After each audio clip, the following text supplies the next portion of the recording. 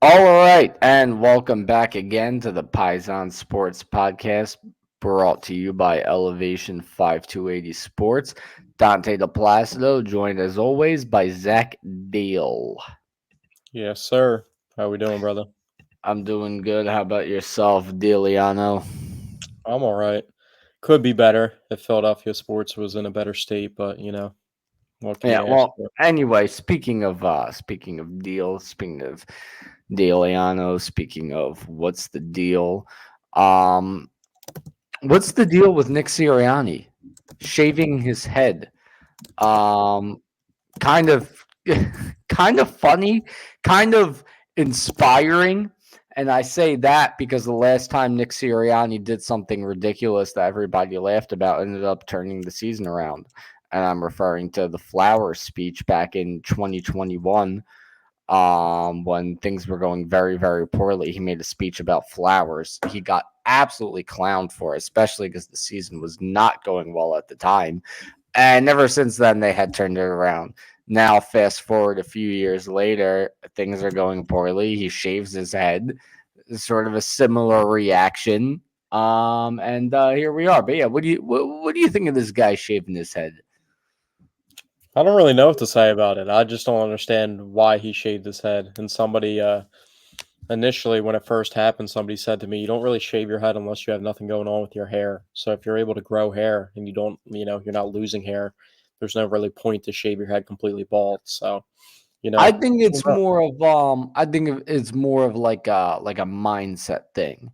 Like, let's turn this around. I'm just gonna Well, shave some my head. people were trying to say that he's going through a mental breakdown. And he's depressed or something, and he's just doing weird Britney Spears type stuff. That's what they're talking about on the radio.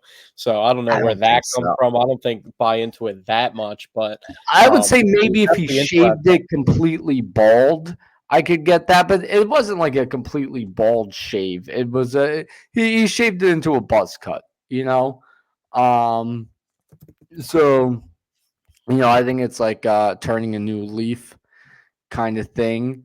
Um, Do you think it had anything to do with trying to inspire the Eagles themselves? Like he not wanted to no, be not inspire the team, inspire himself.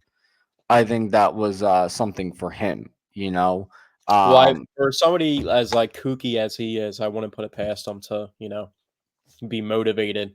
And if that motivates him, I'll go shave his head for him. So, Maybe if the Eagles win the Super Bowl, we should all shave our heads in yeah, maybe that'll be solidarity. the thing. Maybe that'll be the stat, they were a middle of the pack team, and then since Sirianni, that'll be the stat. They're 12-0 with Sirianni as the shaved head, and we look Tell you back at the what, tell you what. You know what? Now I have the idea. If the I'm going to make this statement right here, and I'm going to stand by it. If the Eagles win the Super Bowl this year, I, as much as I love this hair, I've had my hair like this for 6 years now. Love it. But if the Eagles win the Super Bowl this season, I will shave my head into a buzz cut. I am making You'll that do it on the declaration right podcast, now. though. Well, no, I'm gonna have a barber do it No, Bic. properly.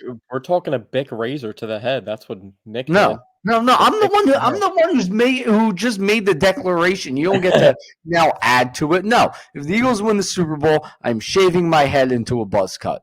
All right, I'm gonna Point hold you blank to period. that. Ever Hold since me I've to known it. you, You you've can had hold the me to it. since I've known you and since we started doing the podcast, you've had the same haircut. So I've had that this haircut since like right before I turned 21. I've had it for quite some time now.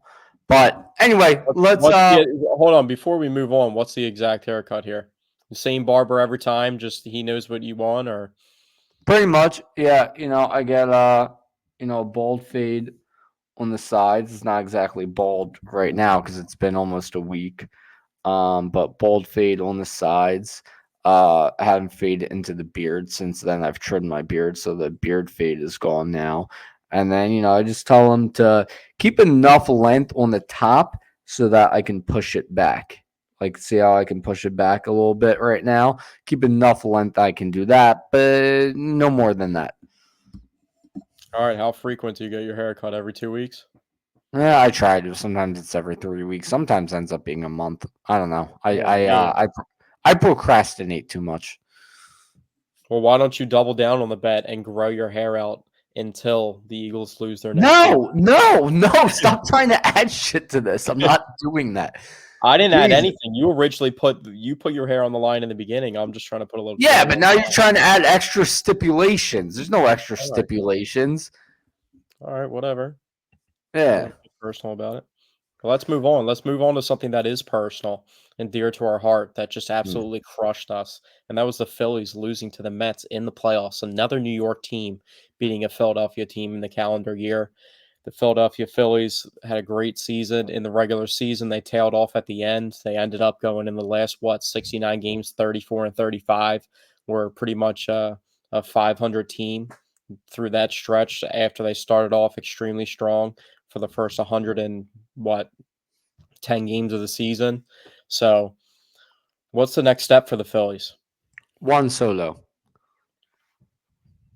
All right, before we start talking about Juan Soto and just mentioning the best player in baseball that we can possibly add and just acting like that's going to repair it, let's actually dive into Well, what I the mean, it would actual make a big issue is. difference. You're talking about one of the best Yeah, I've players been in advocating baseball. for Juan Soto. I talked about it how many times on the podcast this year, and the central themes of our Philadelphia or of our Phillies specific topics that we talk about every week has been the outfield, which wasn't addressed, and it became a mess in the playoffs, and we weren't getting any production besides from Nick Castellanos, who was arguably our best player.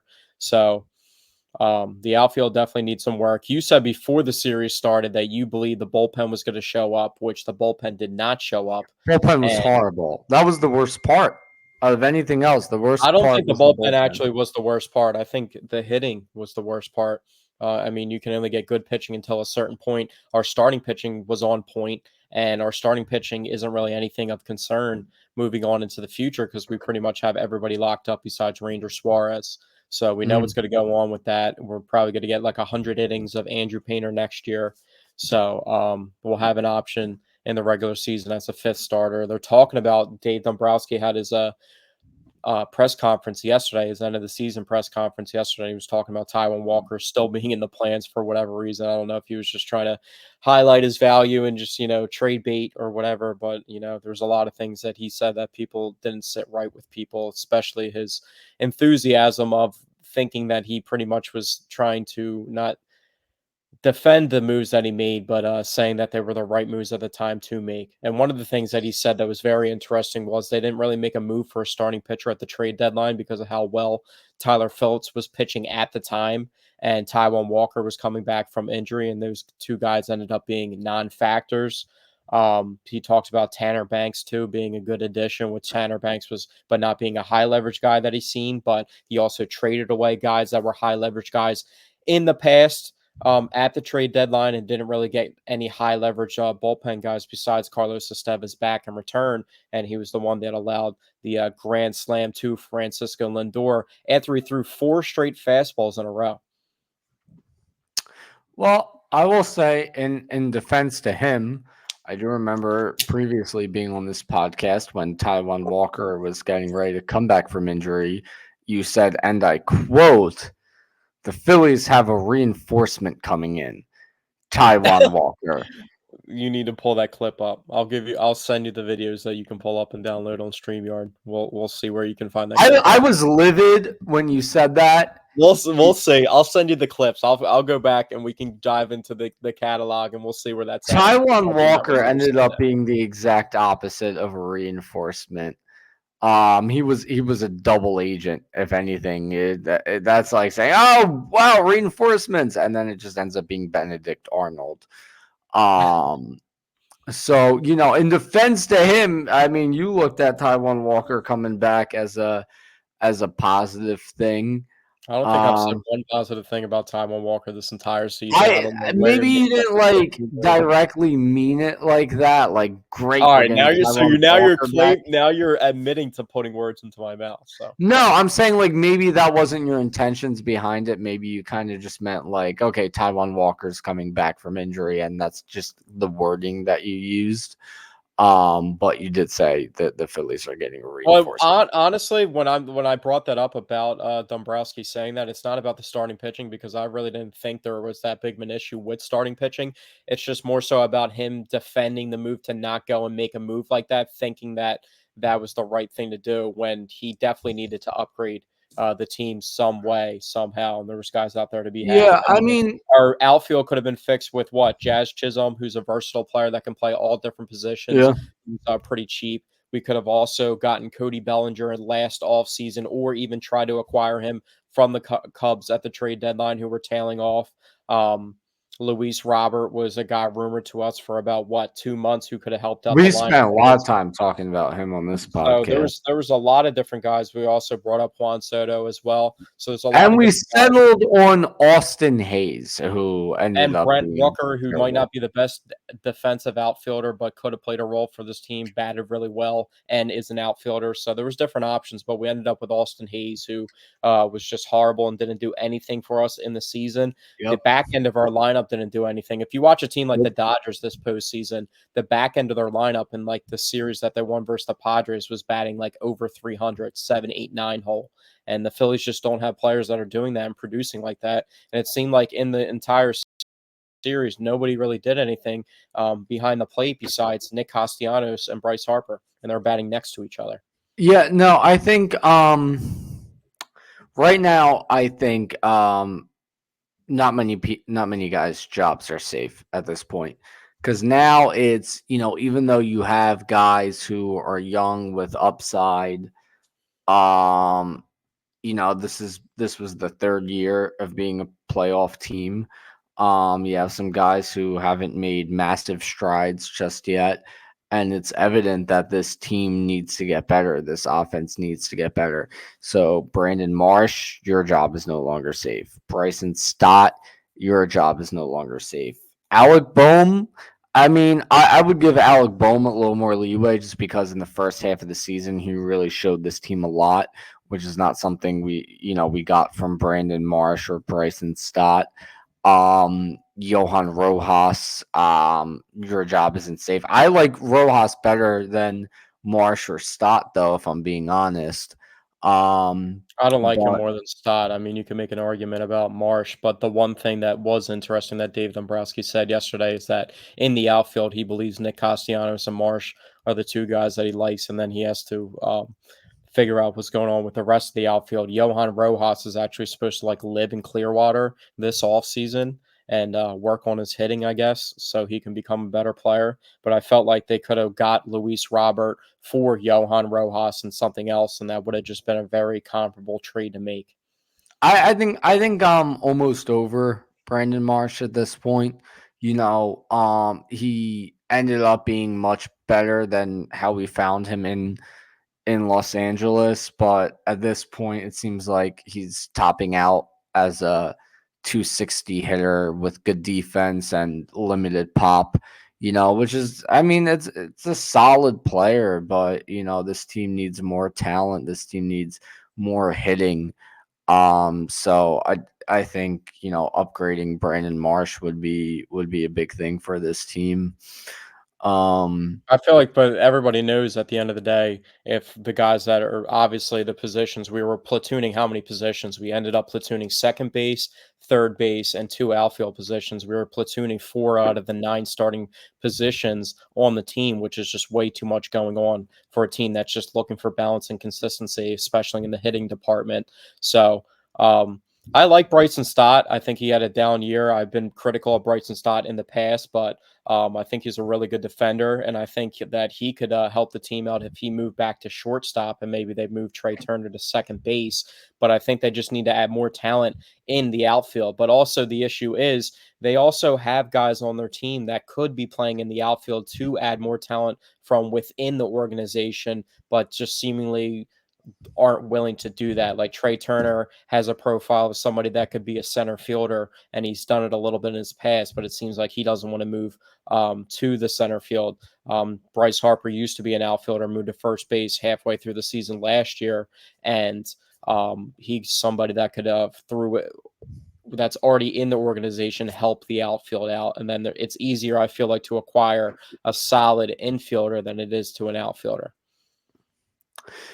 I mean, I don't know. I feel like right now there's a bigger outfield market than there is an infield market. When we were just talking about over the trade deadline, all the outfielders that were available right now, the hottest free agent available is Juan Soto.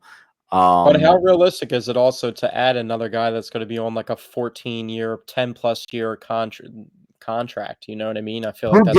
who gives a shit? Keep spending. You know, I'm if you down with have a them to chance, spend on that. if I you have got a nothing. chance to bring in a Juan Soto, you can't worry about how much money you've already spent. Oh, should we bring in another big contract? It's Juan Soto. Just bring him in. Whatever you got to do, just bring I'm him not in saying here. it's the wrong thing to do. They were also on Yamamoto too, so they were trying to spend that money last offseason when they had already paid two pitchers from within in Nola and Wheeler. So I'm not saying that they won't spend that money, but I'm just asking how realistic is it actually to convince the owner in John Middleton? But this is also the same guy that said he wants his fucking trophy back. And do you think that Yeah, I like could definitely see him spending the money. I don't think he'll hesitate if Juan Soto is available.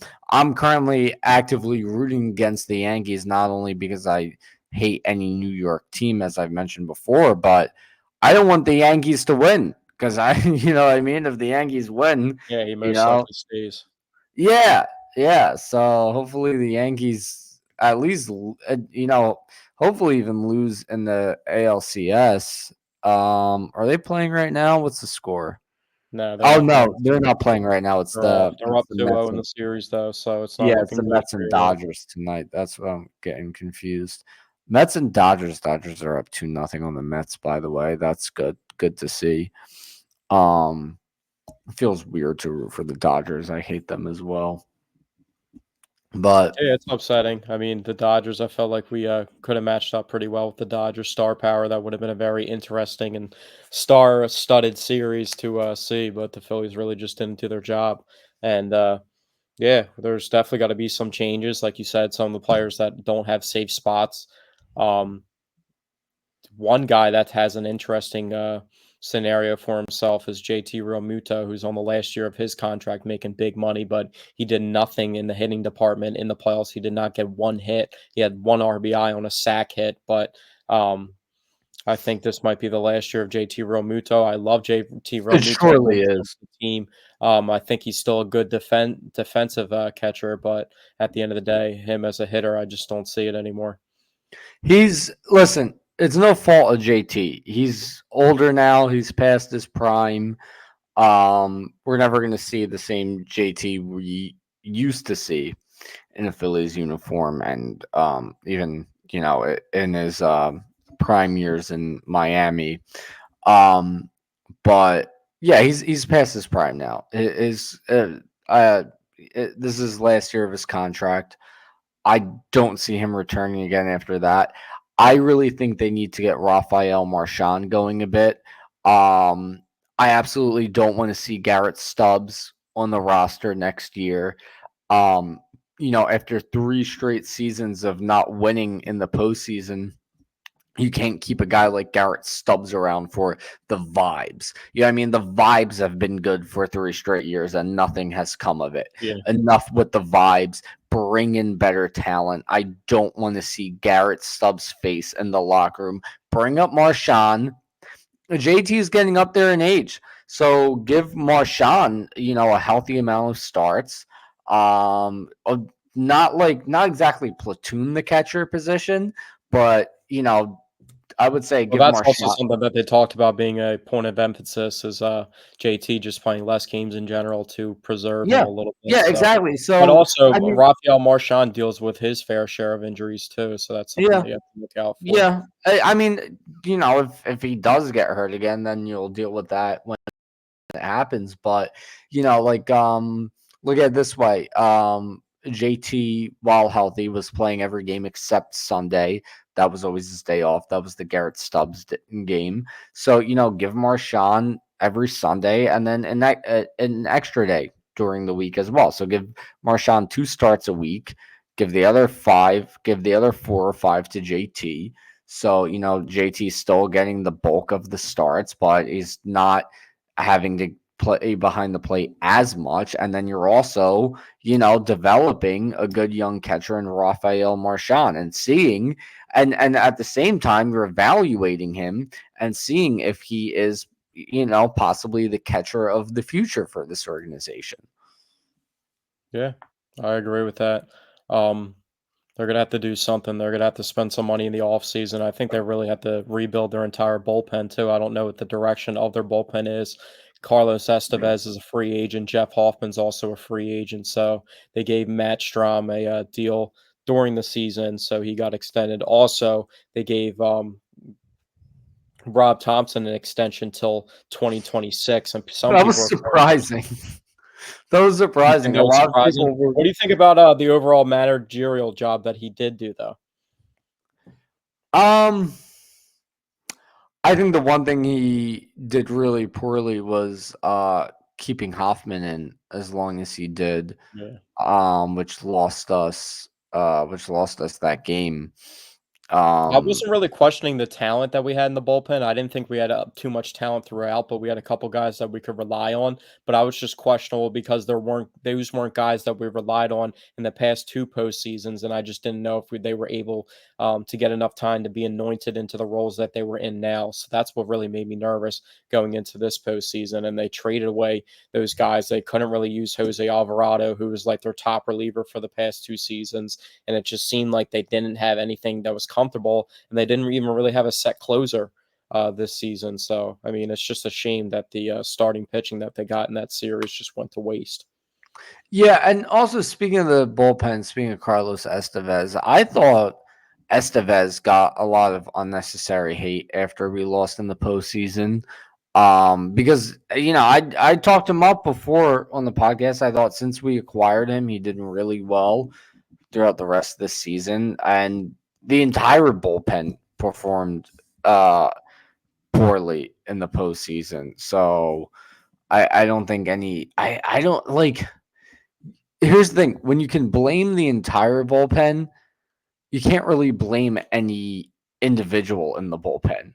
Well, I don't If understand that why he makes threw sense. four straight fastballs. Why did he throw four straight fastballs to Francisco Lindor Yeah, that didn't make it. Yeah, that's with a the good bases point. loaded? But that's what I mean. It's like And the ball that everyone. was hit out was right down the middle of the Listen, plate. it was a really bad pitch, but One of the it, worst pitches I've ever seen. yeah, I'm trying to get to my point though. I'm trying to get to my point. My point is everyone in the bullpen pitched poorly in the postseason, and all of those guys pitched really well in the regular season. So it's like, you know what I'm saying? Like, I'm trying to find a way to put it into words properly, but it's like just something was off with the bullpen in general. Like, I don't know what it was. We went from having a great bullpen to having a terrible one all of a sudden. So it's like you can't just blame just one person. Like the entire bullpen was bad, but these were all good relievers who pitched bad in the postseason. So I don't know. I can't exactly put into words what I'm trying to say, but Well, I that's the hope. uncertainty of baseball. That's why it's just such an up and down game. There's such a grind with how many games there is in a season, and it's all about streaking and getting hot at the right time. So, you know, it is what it is. I just didn't think the bullpen was prepared enough, and I just really thought it was interesting the way they handled the bullpen going into the trade deadline and just getting rid of a bunch of guys that were guys that were staples in their bullpen for a while, and then just trying to reverse it. So, I Yeah, mean, I didn't like the move to get rid of Sir Anthony. Sir I Anthony or mean, Jose Alvarado were like the two most consistent guys in the bullpen for how many years for this team, and yeah, almost I mean, familiarity. it I'm was not it saying was that in a they were in the trade. It greatest was in a shape. trade to get Austin Hayes when we gave up Sir Anthony. I mean, looking back, we could have used the services of Sir Anthony Dominguez a hell of a lot more than the services of Austin Hayes. And we're Speaking of also looking at Sir, a trade where we're talking about outfielders and a lack of talent in the outfield and just not having consistent options. The Detroit Tigers, in a trade that we made with them, netted Matt Vierling for Cody Clemens and Gregory Soto. Gregory Soto is somebody that we traded at the trade deadline. Cody Clemens being a utility guy off the bench, and Matt Vierling was batting in the two hole for the Tigers that made it to the ALDS just as far as we did. yeah, I mean, yeah. So it's a Talking lot about of them. catcher, I mean, we traded Logan Ohape as well. That would have been another guy that was a staple in our organization that would have been a perfect guy to transition to, and he looks like he could be one of the better catchers in the league at a young age already for the Los Angeles Angels. Yeah, it seems like some of the moves that we didn't hate at the time are starting to look like pretty bad moves. Um, but anyway, moving on because it's now time for my meatball of the week. And this is another time where my meatball of the week is somebody whose name I don't remember. And you know what? It's a good thing I don't remember this person's name because this person does not deserve to have his name remembered by anyone. Um, and that is the Baltimore Ravens fan who, after the Ravens win against the Washington Commanders, thought it would be fun to just film himself going up to two random Commanders fans minding their own business, doing nothing. And he just went up and started fighting them, knocked one guy out, fought the other guy, and then flexed. And I forget what the quote was that he said. He said something I don't cocky. take losses, I think. Yeah. That was it. And yeah, immediately when that video surfaced on social media, everyone hated it. Everyone hated what he did. So everybody kind of banded together to figure out who the guy was, find his social One media, person that did find like it his was job. Lamar Jackson liked a post of the Yeah. video. Yeah, what are you doing, Lamar? What are you doing? But but yeah, so everyone found out who he was. They found his job. They've collectively gotten him fired, and rightfully so. And now he's even facing up to 8 years in prison. So, random Baltimore Ravens fan, you're my meatball of the week. Yeah, that was interesting. That dude, he was also, what was his job? He got fired from his job. I forget what his job was, but He was yeah, like an insurance agent, I think, or something like that. something like that. Apparently, his dad's rich. So that sucks, you know. He's still gonna have a rich dad, which kind of helps with all the issues. But hopefully he ends up doing 8 years. Because I just feel like getting fired from your job when you have a very rich dad isn't the worst thing in the world. Not as bad as if you didn't. So yeah, hopefully he gets 8 years in the can. That would be nice. Yeah, and it's sports at the end of the day. As passionate as I get, as alcohol could be involved, and you're trying to flex with your friends or whatever. It's never that serious. We're talking sports. You know what I mean? It's supposed to be lighthearted and fun. I get heated with Dallas Cowboys fans. Some of them being my close friends, but it never comes to a physical altercation. So And not only that, he wasn't heated. The Ravens had won the game. Like yeah, it was just he completely was just a unnecessary, and cocky little shit. it was talking about like seeking for trouble too. That was like the entire thing was the post Yeah, was the whole talking about thing was just seeking. stupid. Like, what are you Yeah. doing? And now you're That's how looking dumb at people eight are. years in prison. What's that? That's just how dumb people are. But talking about fans as well, let's Mm. talk about the Eagles. And the biggest storyline coming out of this week was they defeated the Cleveland Browns 20-16. The defense didn't allow a touchdown. The offense sputtered a little bit, but they got back their two star receivers that both scored touchdowns. But the one thing that everybody wants to talk about, Nick Sirianni addressing the crowd. How'd you feel about that when you first saw it in the moment and then you got an explanation for it that can possibly justify the situation? How do you feel? Let's start off with how you felt about it when you first saw that happen on live TV at the end of the When game. I first saw it happen on live TV, I'm like, what are you doing? Like, come on. Like, there were times where Nick was being Nick and I defended it, but when I saw that, I'm like, what? Like, don't chirp at your own fans, you know? That was my reaction when I saw it on TV. And then how'd you feel when you got the explanation from the supposed Reddit user that claimed that he was the fan that he was talking to and kind of cleared it up as more of a lighthearted situation, which I kind of can see that being true. I'm not sure if someone's just trying to get clout online or just trying to defend Nick. I don't think it had anything malicious to it or he said anything crazy to the Eagles fans. But if they're going to be chanting fire Sirianni, I think he's going to have something to respond, especially with his personality. And this isn't the only time that he's done it to fans, but this is the first time we've seen it happen at a home game to Philadelphia fans. Yeah, so I mean, if the Reddit post is true, then you know what? It's like,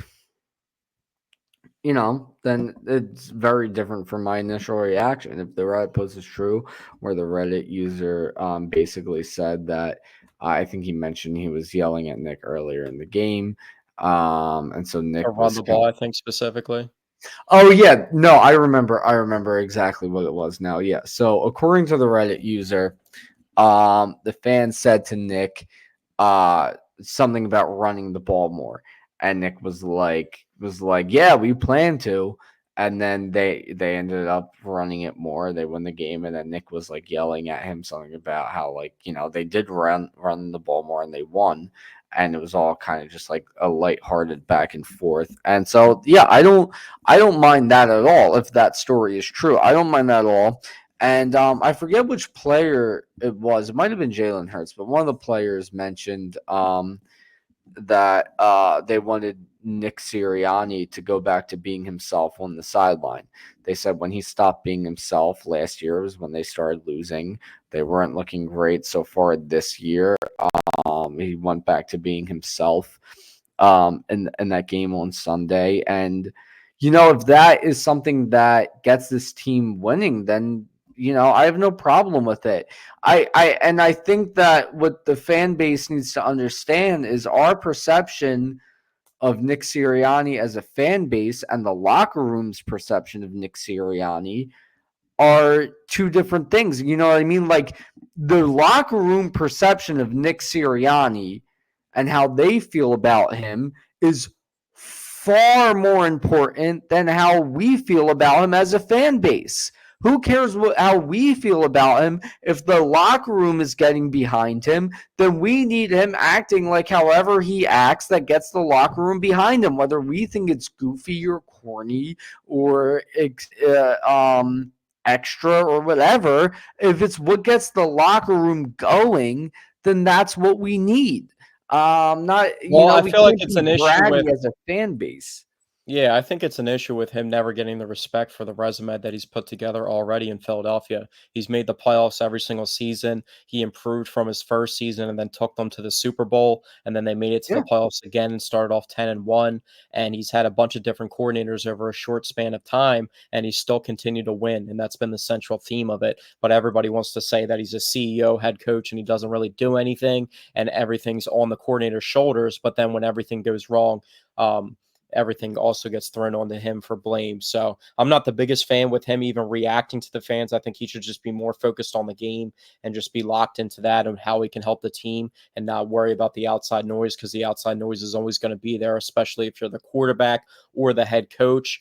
But I do think he catches some unnecessary slack or flack from people for no reason for how successful he's already been as an Eagles coach. And just there's a lot of pressure on him because they made it to the Super Bowl and came so close to winning a Super Bowl, and just didn't get it done. And they've kind of regressed since then. And this team has a lot of good players. And I think people are just becoming a little bit impatient. But for the season to be the way that it's went, I mean, we're one Saquon Barkley drop away from only having one loss. And our yeah, best player who showed up on Sunday and showed why he's our best player, and A.J. Brown hadn't played for how many weeks on end.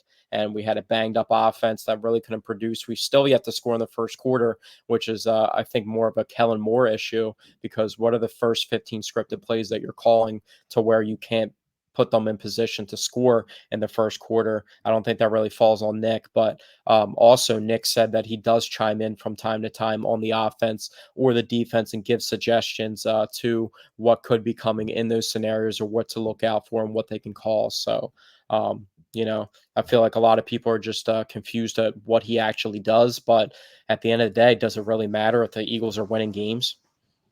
Yeah, and to your point, Nick Sirianni, he's gone to the playoffs every year, and ever since in 2021, when they started to turn things around and they went from a losing record to a winning record back in 2021, they have not seen a losing record at any point since then. They've been 500 a couple times this season, but that's it. There's not been a week since they turned it around in 2021 where the Eagles have even had a losing record. So, that's like people are saying fire Sirianni, fire Sirianni. Talking about like firing like right now. Like when I first started hearing that, I thought people meant like after the season, if things don't go well, fire him, which is like, okay, I could kind of understand that. But like fire him right now, fire the guy who's never missed the playoffs once, fire And the I guy. think the issue with that is people actually truly believe that the Eagles will get better this season if they made that move to Yeah. get rid of them right now, And which that's is just idiotic. You're punting on the season if you fire a coach. Yeah, I mean, yeah, exactly. I'm sorry, I just want to keep talking to my point because you look at last season when we were winning games, but we weren't satisfied enough with how we were winning. We're winning, but not convincingly enough. Fire the defensive coordinator, bring a new one in. Granted, Sean Desai was not a good defensive coordinator, but like we were still winning games, and then we fired the defensive coordinator, and that kind of piled on to the mess of yeah, the things. gift And that you got from firing your defensive coordinator mid week going into the Seattle week is losing to the 40th ranked starting quarterback in the league in Drew Lock. yeah, so it's just like I feel like the the fan base sometimes gets too emotional, and it's just like, oh, I'm not happy with how things are going right now. Fire the head coach immediately. And I feel like people are just like expecting to blow every single team out, regardless of what team they are. And the And that's Browns the point have a I good want to get to defense. next. Sorry, The that Browns was have a just good defense. They have a top 5 ranked defense from last season. It's our former defensive coordinator that's definitely going to get up for this game more than the normal coach because he has history with Philadelphia and winning history, and he wants to put the best showcase out there that he can. It was probably really motivated going into the game. And the offense, the passing game didn't look bad. We had 2 touchdowns from Jalen Hurts in the passing department, no turnovers, which was good. And the defense didn't allow a touchdown, and that's just not good enough because they only won by 4 points when it's hard to win a game in the NFL regardless of the situation, especially yeah, with that guys was coming off that injury was that the have final injury. point. Sorry, that was the final point I wanted to get to was that you don't need to be blowing teams out. Even in 2022, this team was not blowing teams out. They were winning games, and that's what matters. And, looking back at last season, things started to get out of control because we were too focused on the fact that we weren't blowing teams out. We were just simply winning. And then, we tried to make things, we tried to fix something that wasn't broke and things fell apart. So you can't worry about how decisively you're winning these games. You have to worry about the fact that you're winning. And then the final point I want to make is that game against Cleveland was not as close as it was on the scoreboard. No, Not at not at all. all. I mean, the Eagles honestly dominated that game. They didn't turn the ball over, as you mentioned. They moved the ball pretty successfully on offense. Not every drive came away with points, but they were moving the ball very, very well. You look at how the half ended. Those last 3 drives, they were moving the ball well. The second to the last drive was the one they scored the touchdown on. The drive before that, they moved the ball very well. I forget if they walked away with only a field goal or nothing, but they had a good drive where they started off pretty backed up. Um, and then, a big reason why the game ended up being as close as it was is because Myles Garrett just jumped over the offensive line and blocked a field goal ball attempt out of the air. Yeah, it was a play where really it was kind of like, well, what can you even do about that? You know? So if you take away that and you put that field goal up there instead, I mean that's a 10-point swing, you know? It just didn't like watching the game, watching how well the Eagles were able to move the ball, watching the defense keep the Browns out of the end zone. It didn't feel like a 4-point game at all. I No. think I they mean, there was a lack of a run game for the Eagles, but after starting 0 for 5, Jalen Hurts really dialed in, was hitting his receivers. A.J. Brown was making ridiculous plays down the field. They got Devontae Smith open on their most patent play besides the tush push this season under Kellen Moore has been the those pick mesh. crossers that they've been running, the Yeah. mesh. And that got wide open for a touchdown. It was good to see Devontae get back in the groove. And he only had 3 catches, but he made that one really count. AJ Brown, like we said, best player on the team. I mean, he's just ridiculous what he's able to do. I'm not really always a fan of them feeling like they need to like put a staple into the game and end the game by going for a deep shot because it feels like they do that too often where Jalen just throws the ball up to AJ Brown at the end of the game trying to make something happen instead of going for something that is a little bit more reliant. But when you have a receiver that's that good and it's not a 50-50 ball, it's more of a 75-25 ball. I guess that's the formula, but that was a really tough catch and it could have put him in a bad spot if that catch wasn't completed. But I think the defense played extremely well. Cooper DeJean, our boy, got his first start and looked amazing. He He looked like looked phenomenal. it looked like Um, the nickel role. I wanted him to play safety, but the way that he was playing in the nickel role and the way that they utilized him and were able to run different stuff that we haven't seen from Vic Fangio yet. He was blitzing a lot versus Deshaun Watson. I guess that was a part of their game plan to really send pressure at him and make him make plays. And they finally got a lot of pressure and sacks. They had 5 sacks on the day. Even Bryce Huff got his hands on the quarterback. So well, it that's doesn't matter who it is. It doesn't matter if it's Deshaun Watson and he's playing the worst football in his career and he's absolutely washed. I mean, you still have to go out there and do your job. And they got pressure on the quarterback, and that's what really led to them not giving up any points in the game. yeah. Well, 2 things I want to say about defense. Actually, before the defense, quick shout out to a guy on offense, Grant Calcaterra. Yeah, he I looked think good when Dallas Goedert went down. yeah. Well, in the first half, they didn't really throw to him in the second half, but he had 2 very big catches in the first half. And also he has more speed than I thought he had. But anyhow, 2 people to talk about in the defense. Number 1, obviously, Cooper DeJean.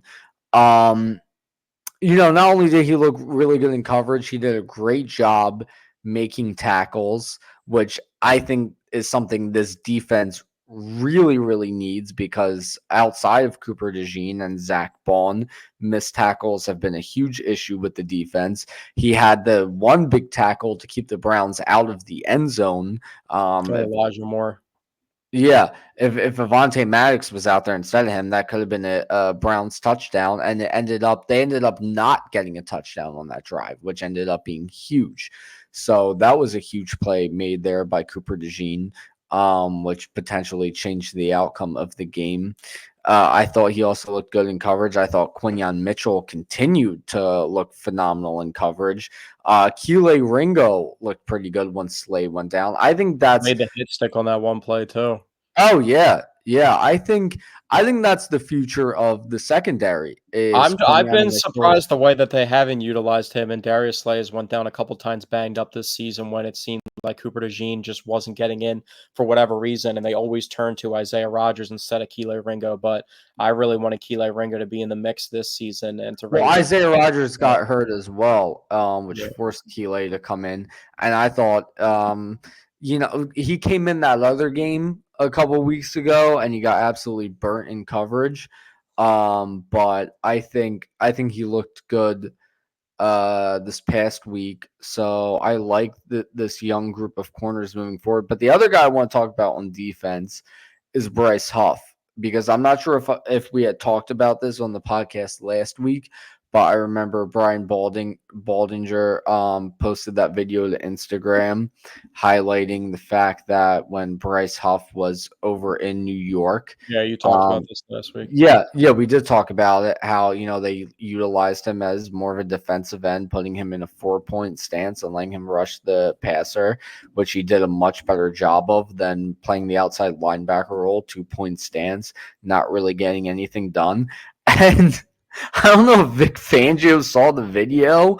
He must have seen it because they put Bryce Huff in a 4-point stance more this past Sunday, and it proved to be more effective. Not just a half a sack, but there was other couple plays that Bryce Huff did a decent Yeah, job with. I mean, that was the thing, though. He was going to have a hybrid scheme. We didn't even know if it was going to be a base 4-3 or a base 3-4 to begin with, and it's shown early in the season to be more 3-4. But yeah, you got to utilize the players that you have and the best ability that they have. And I feel like a lot of those guys, the reason why they're having trouble generating pressure is because they haven't played in a 3-4 scheme really their entire career, and they were trying to make that transition. I think Nolan Smith was like the most suited to do that just with his rare athleticism and him actually playing linebacker and playing a little bit of off-ball linebacker at Georgia. But yeah, the defensive line generated some pressure. Like I said, they called some defensive back blitzes that helped too, but they were just getting pressure in any type of way that they could, and that's just good to see, Yeah, regardless of and how you dial it up. Cooper DeJean seems to be really good at those blitzes out of the secondary. He kind of really did it all in his debut, blitzing, defending the run, dropping back into coverage. He can absolutely do it all. And now with him and Quinyon Mitchell in the secondary, those two young corners, that really helps the defense, and that's something they really missed from the secondary last year. It was kind of just a retirement home in that secondary last season. So with the infusion of youth from those two, I really am starting to like this secondary. CJ Gardner Johnson still worries me. Um, He's just I don't know what's up with him in space. Like sometimes he like comes up and plugs the hole, makes a perfect tackle, and there's other times like one of the receivers caught the ball down the field this past week, and he just sits there, breaks down, and then the dude he just did runs right nothing. past him. He did nothing. Some people were saying he was forcing the guy inside where there was other Eagles tacklers. He didn't even Um, make an effort. Like he was there to make the play, and he didn't even lunge or make yeah, any type he of just effort he to just make stood a tackle. there. He kind of just stood there. Yeah, he's been horrible in the open field this season, but and like you've mentioned though, like in the hole, he's made some nice plays. He's had a couple key fourth down stops this year, but out in the open field, he is brutal to watch. Another guy who needs to step it up a bit is a guy who I've always been very confident in, and that's N'Kobe Dean. He Yeah. hasn't looked great He lately. doesn't look, too confident in space, like, in close quarters, he definitely makes plays and can make tackles, but it's tough for him to make plays, especially when teams like in the Bucks game where he really struggled because he was trying to make open field tackles with guys that were just more athletic than him. So, they definitely have to patch that up. That's just why, the Devin White situation and for them to never use him and just never get anything out of that signing just didn't make sense. So they just Yeah. must be very confident in what they currently have at linebacker, but it also just shows that the organization, even though we thought they made an investment at the linebacker position, still aren't really isn't really valuing that. As much as you can be high on like a guy like Jeremiah Trotter Jr., we haven't seen him play in an NFL regular season game, and they spent a fifth round pick on him. Yeah, I mean that's the thing. It's a fifth round pick, so you can't expect to see your fifth round pick get reps this early into their rookie year. It would be interesting to see if they do end up utilizing him, but they've kind of just been using strictly Bond and Dean. Um, and I think in terms of inside the box, I think Cooper DeJean is kind of gonna bolster that defense inside the box. Um, How do you but feel yeah, about the so Giants game going into this week with the I Giants was game? actually A just revenge about to game. ask you that. I was just about to ask you that. Saquon Um, revenge game, a team that's getting back their best player and Malik Neighbors, who's coming back off a concussion that was interesting that he missed so much time because of that concussion. happened on Thursday Night Football, and he missed 2 games from that. So that was interesting. Apparently, he was also at a Travis Scott concert before he was ruled out last week while he Hmm, was in concussion protocol. So that was interesting. But interesting. Yeah. Malik Neighbors is this phenomenal player. The Giants also lost their left tackle for the season this past week, and Well, Andrew we lost Taylor. our left tackle for a few weeks as well. That's something we Yeah, forgot to and Brian mention. Burns is playing phenomenal That's not football. good. Dexter Lawrence is like second in the league in sacks, so I think that's going to be a big matchup for Jurgens in the middle. Cam Jurgens, he's going to have to worry about Dexter Lawrence lining up over him at nose tackle and generating pressure from the inside. So maybe that creates some running lanes to the outside for Jalen Hurts. I think the Giants defense can really get got, but honestly, Daniel Jones, he plays horrible at home. There's like a stat out there that Daniel Jones has this ridiculous TD to int ratio on the road, but at home he's thrown like 14 total touchdowns in his career. So you don't know what you're going to get out of him. But when Malik Neighbors has been in the lineup, he's been getting the ball to Malik Neighbors. He's been getting the ball to Darius Slayton. He's been getting the ball to Wandell Robinson. They've been getting production for their running backs. And honestly, their offense doesn't look that bad. Yeah. I don't think the Giants are an awful team. I think with Malik Neighbors and they're doing his thing, the offense is pretty good actually. And now the new running back that they have. Tyrone Tracy. Yeah, yeah, I can think of his name for a second, but he's looking a lot better than how Devin Singletary was looking. So I think they legitimately have a pretty good offense. I'm not gonna lie. I'm a little worried about how we're gonna look without Jordan Mailata. It's something that we've always known about this team is that they don't play well without Lane Johnson, but we've never really dove into the Eagles offense without Jordan Mailata before. I don't think so. I can't remember another time where he um missed significant time. No, it So really hasn't happened. The one thing I do feel confident in is him going down last week.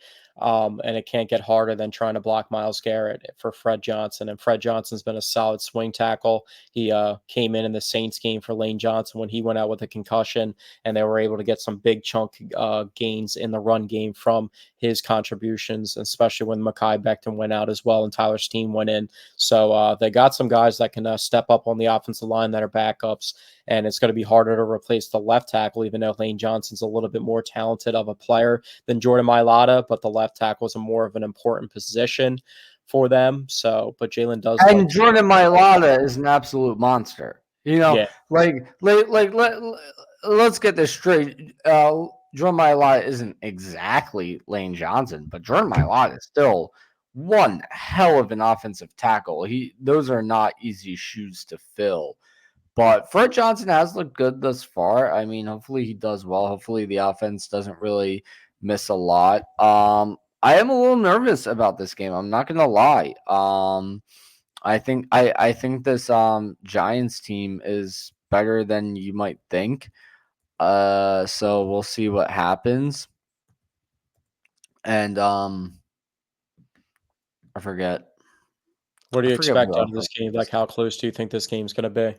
I think it's gonna be a very close game.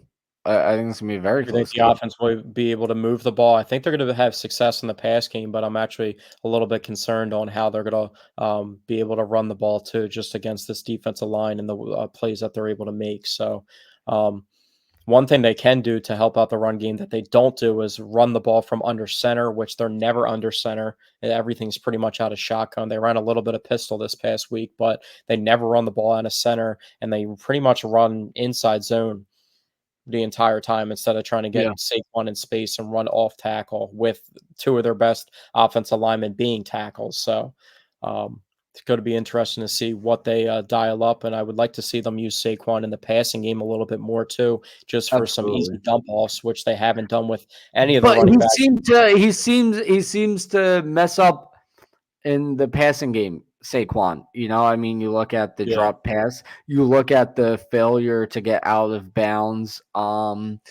But at the end of the second half last week, I think there was even something else. I mean, there was him slipping, although that happened on a slippery field. But I don't know. Saquon in the pass game kind of worries me a bit.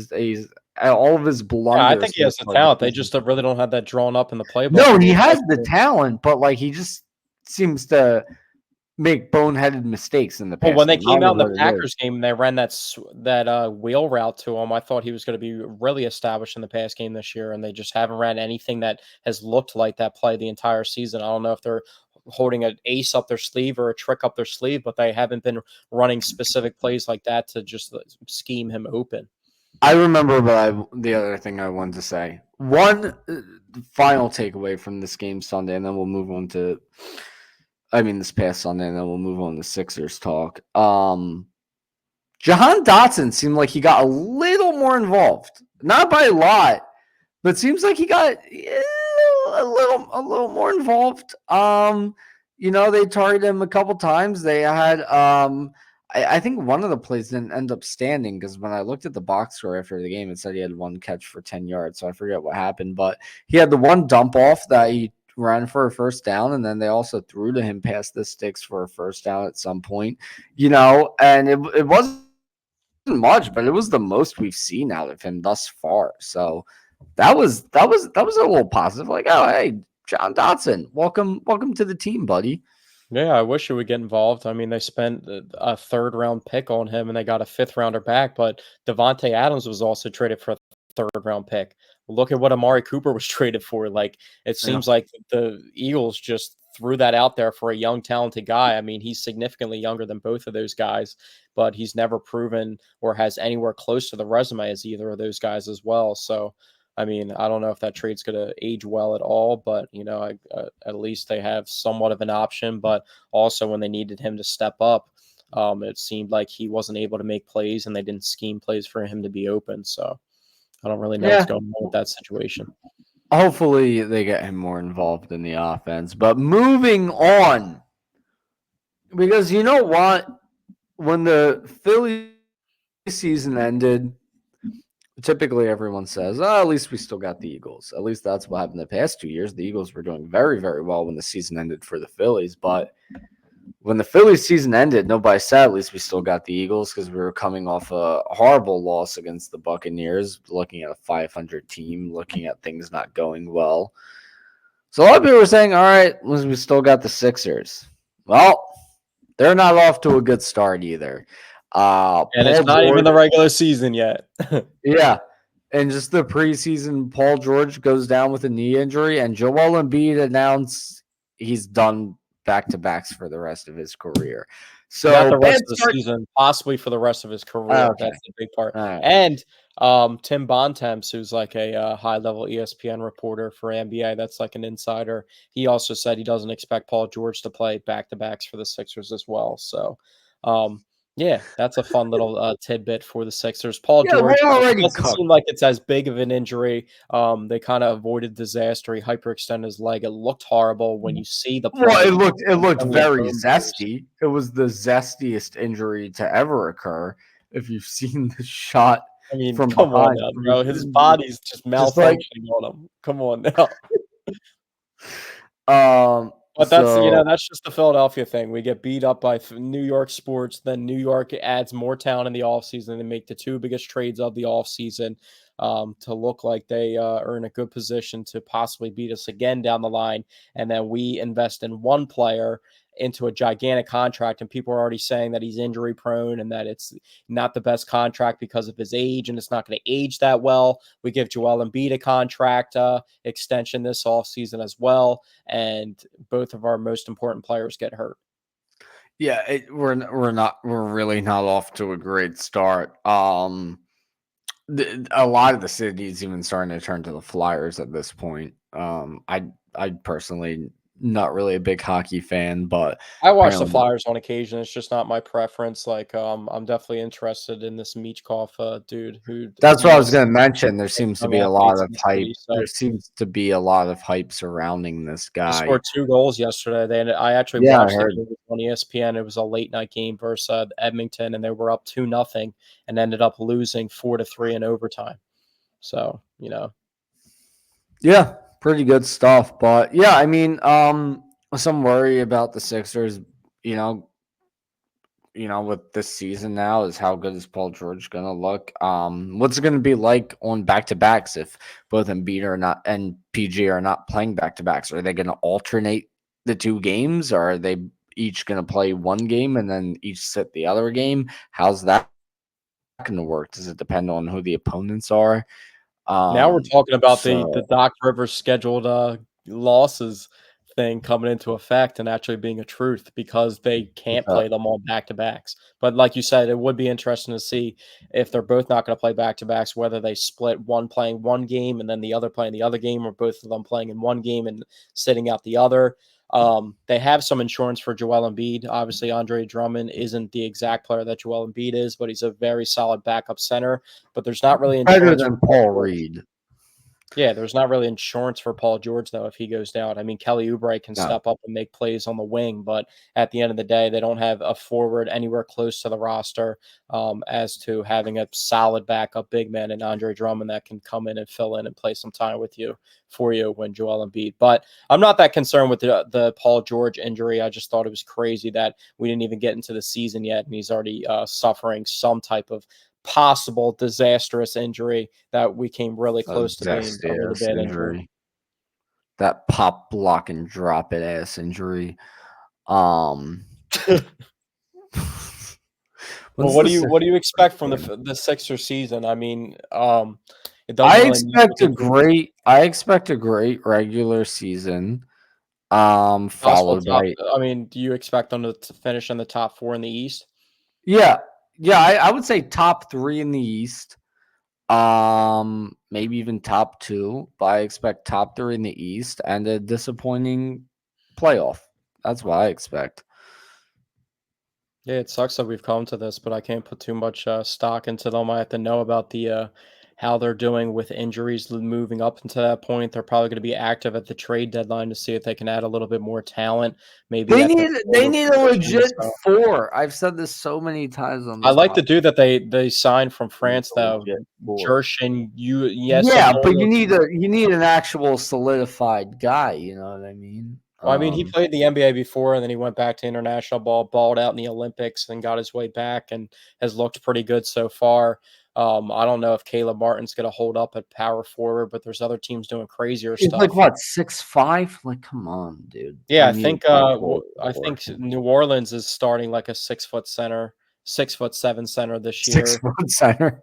6'7" center this year. I think the Warriors have a Starting at power forward, Allen Iverson. Can you imagine that Yeah, shit? what if they were just normal height, like a guy like DK Metcalf in the NFL that's huge, like that was just like the tallest they would be. That would be crazy. But you know, there's other teams running the small ball too. I mean, the Warriors have been rolling out a lineup. But even for small ball, that's small, dude. Caleb Martin is like I he's know just he's more so of like trending towards like a shooting guard than a power yeah. forward. But I hey, mean, that's like the options that they got. So it's not like a 6'7" power forward. You're talking about a guy who's I think they six can get by five. into a certain point, but if it becomes an actual issue, they'll definitely address it at the trade deadline or even sooner than that. So I think they're going to And be aggressive this year and they're going to make some moves. I think they'll do well in the regular season, but it all comes down to at the end of the day, it's going to come down to the health going into the playoffs and what they can do. If they can be healthy throughout the playoffs and both guys can play and they manage it well enough this year where they don't put too much strain on themselves, but also put themselves in a good position from the success that they had in the regular season, then I think that they can position themselves well for to go for a playoff run. I don't think they're lacking talent in any way, but they just need to build chemistry as well because this is seemingly a new group that's outside of Joel Embiid and Tyrese Maxey. Because last season they kind of really overhauled the roster quickly and tried to make moves, and now this seems like it's going to be the first time for this unit to be with each other as well. So they're going to have to figure out to play with each other. But before Paul George got injured, you saw it in the preseason how talented the guy is. I mean, he could just handle the ball himself, and there's not too many forwards that are that dominant and that good of an offensive player to just bring the ball up themselves and just get into a bag. And he's one of the best ball handlers. Can create his own shots, can do everything, can play above the rim, can shoot from deep, can facilitate if he needs to. And they have three guys that are legit possible number one options in an offense. So, I mean, with all those guys on the court, like I said, they're not lacking talent, but as the narrative has been for how many years now. It's going to come down to, are they going to be healthy in the playoffs, and especially Joel Embiid, the most important player on their team. Yeah. Um, Good things out of Paul George in the preseason. Definitely when he was on the court, he looked really good. In his very first game as a Sixer in the preseason, I thought he really showed out. I think come playoff time, it's going to be more on Maxey and Paul George to step up, though, because I mean, Embiid, he's been in the playoffs many, many times, and he's just never really been the guy who takes over for his team and wills them to victory. So I think you gotta just lean on PG and Maxey to do their thing and let Embiid kind of let the game come to him a bit.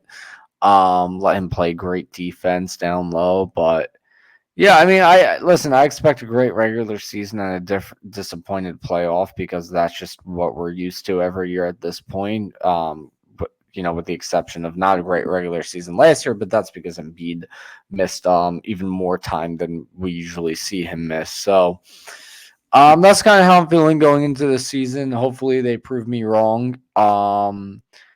We need a ring somewhere in the city stat, after all the disappointment lately. So, hey, hopefully they prove us wrong. Only time will tell. Not even putting into it that whatever team is in season right now, like the Eagles are playing right now, the Sixers are about to start, the Flyers are about to start, the Phillies season just ended, so the Phillies are behind those teams to be able to win the next championship because these teams are playing in their season or about to start their season. Which Philadelphia sports team do you think is actually the closest to winning a championship or competing for a championship? That's a tough question. Because all of the teams don't look as close as they had looked previously. Um, I think maybe the Phillies, just because I would put them ahead of the Eagles because it seems like there is some turmoil with the Eagles. I don't see that with the Phillies. You still have a group of guys who really get along well and all have the same common goal, and you have an owner who has the same common goal, a GM that has the same common goal. So I think, they're a couple of moves away from possibly winning the World Series. I still think this core team can get it done. I think they just need some Dominicans in there that can hit the ball and less Garrett Stubbs of the world. So I think they're a little, ahead of the Eagles. And the Sixers, I don't know. Like I can't give like an honest opinion on how close they are because it's just no matter what the team looks like every year, it's just the same result. So I don't even know what to say about the Sixers. So Yeah, I I'll mean, at probably the end of the day, I can't even get mad at you for your hesitancy on the Sixers because of how many times they've ripped our hearts out. The Phillies yeah. just didn't seem like they Every were going to time be they trending make to you rip our think, hearts out. wow. Every time they make you think, wow, you know what? This might be the year they figure it out. And it never is. It never is. We'll So see. We'll see how impactful this Sixers right Paul now. George signing is. It's not going off to a good start with the injury, but if he truly makes an impact and he's a player that's advertised, then they can possibly go on a run. But like we said, it's going to come down to the health. The Phillies, I didn't really expect them to, rip our hearts out this season the way that they did. They looked really good to start the season. I thought they were the best team in Philadelphia sports, and it wasn't questioned at the moment. And they kind of fell off, and they seem like they really need to change up something internally and bring in some more stuff. The Eagles aren't a polished product, but they're staying steady and on pace, and they're going to put themselves in position, it looks like, to be in the playoffs and make something happen. So they still need to upgrade their roster a little bit. So we'll see. There's some interesting trades that went down in the NFL in the past couple of days. Amari Cooper getting traded to the Bills from the Browns, and the Raiders trading Devontae Adams to the Jets. So it already looks like the trade deadline, which is like 20 days away, is starting to get active. So maybe the Eagles look for a pass rusher or something of that sort to get their team going and fuel them. But yeah, it's pretty much the state of Philadelphia sports. The Philadelphia Phillies lose a playoff series to their rivals in the New York Mets, and then we come back to almost start Sixers season, and Paul George gets hurt, our prize signing in the offseason. So And the Eagles coach, Nick Sirianni, is taunting people in the crowd. So it's definitely been an eventful week in Philadelphia sports, but what can you say? It's always eventful in Philadelphia. Yeah, so that will do it for us this week. Yes, sir. We'll be back next week with more topics on the Eagles and the Sixers and maybe some updates on the Phillies, depending on what they do. So we'll see you guys next week. Thanks for tuning in.